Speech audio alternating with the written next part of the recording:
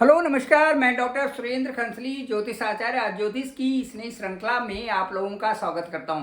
दोस्तों, आज लेंगे हम लिब्रा साइन को, तुला राशि को, और तुला राशि में आज देखेंगे कि जो ग्रह गोचर की स्थिति है उससे कैसे प्रभावित ये राशि है।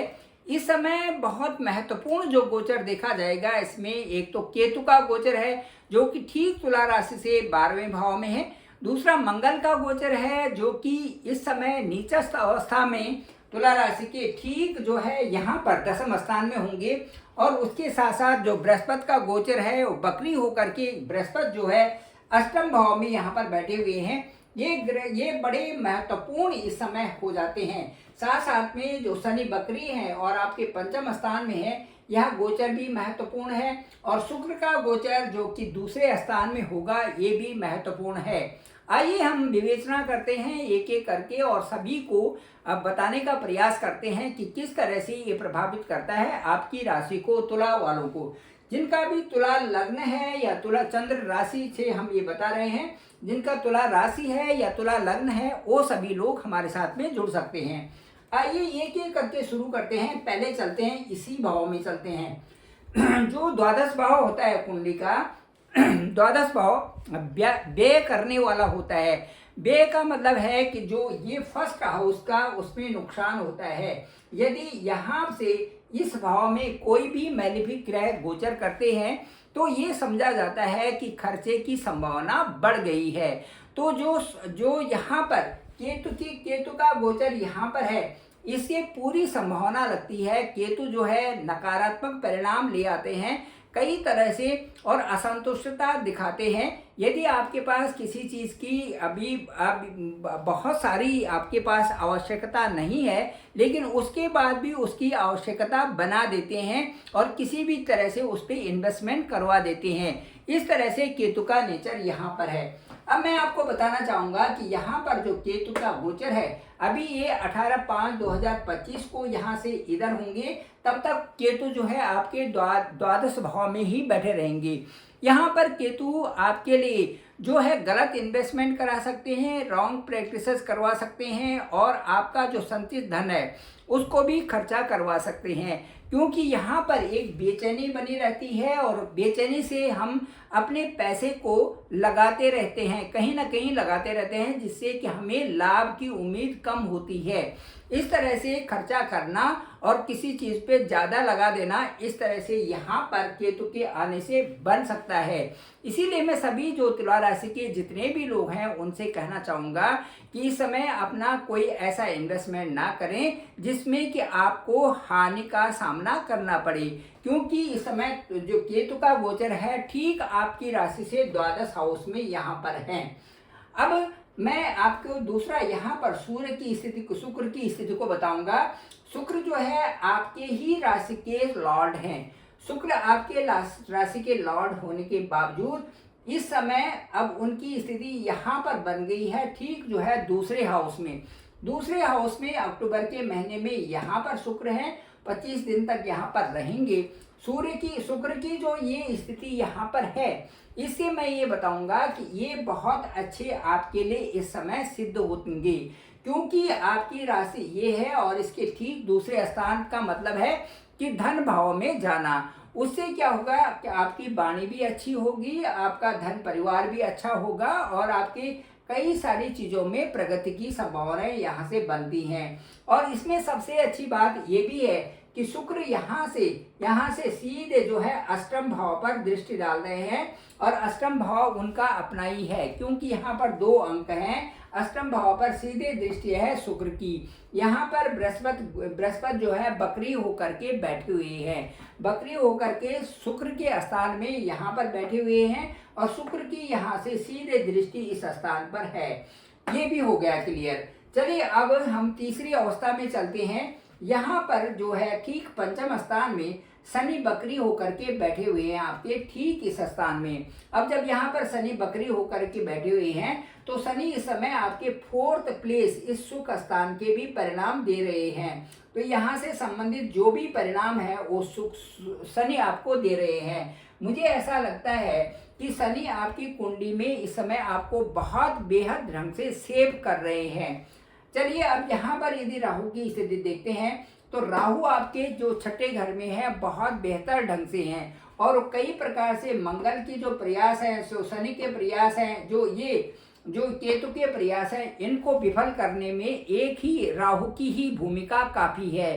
क्योंकि जो 3, 6, 11 में जब भी राहु का गोचर होता है तो ये गोचर अच्छा माना जाता है कई कारणों से, क्योंकि यहाँ पर लड़ने की वो क्षमता आपको देते हैं। यदि आपके साथ में आपका स्वास्थ्य से संबंधित कोई प्रॉब्लम है तो उसको ठीक करने के लिए राहु तत्परता से आपके साथ में कार्य करेंगे। आप उन चीज़ों पर लगे रहेंगे जब तक कि वो चीज़ ठीक नहीं हो जाए। राहु का यहाँ पर बैठने का मतलब यही है कि आपकी समस्याओं का हल करना, क्योंकि छठे हाउस में राहु का गोचर अच्छा ही माना जाता है। अब आइए मुख्य रूप से अब चलते हैं गोचर मंगल के गोचर पे। जो मार्स हैं आपकी कुंडली में ठीक यहाँ पर गोचर करने जा रहे हैं 20 अक्टूबर से। 20 अक्टूबर से मंगल आपके आ जाएंगे ठीक यहाँ पर और 2.5 महीने के तक यहाँ पर रहेंगे। जो यहाँ से मंगल का गोचर होगा 20 अक्टूबर से 21 जनवरी तक, यहाँ पर जो नीचस्थ ये मंगल हैं, तो यहाँ पर जो मंगल यहाँ पर बैठे हुए हैं, यहाँ से सीधे आपके सुख भाव पर दृष्टि डाल रहे हैं, जो कि ठीक नहीं है। नीच ग्रह का होना और वहाँ से आपके सुख भाव में देखना, इसका मतलब है कि कहीं ना कहीं वो किसी तरह से भी परेशानी वहाँ पर क्रिएट कर सकते हैं। अब मैं आपको ये बताना चाहता हूँ, क्योंकि चतुर्थ भाव हमारा सुख स्थान होता है और क्योंकि लग्न में भी सूर्य, यहाँ पर भी सूर्य नीच के हैं, यहाँ पर भी नीच दृष्टि सुख भाव में होगी, तो इससे प्रभाव पड़ना स्वाभाविक है। दूसरा सूर्य भी जो है यहाँ पर नीच के हो जाएंगे। अभी 17 अक्टूबर के बाद यहाँ पर सूर्य की स्थिति होगी और सूर्य जो यहाँ पर नीच के होंगे, तुला राशि में नीच के होंगे।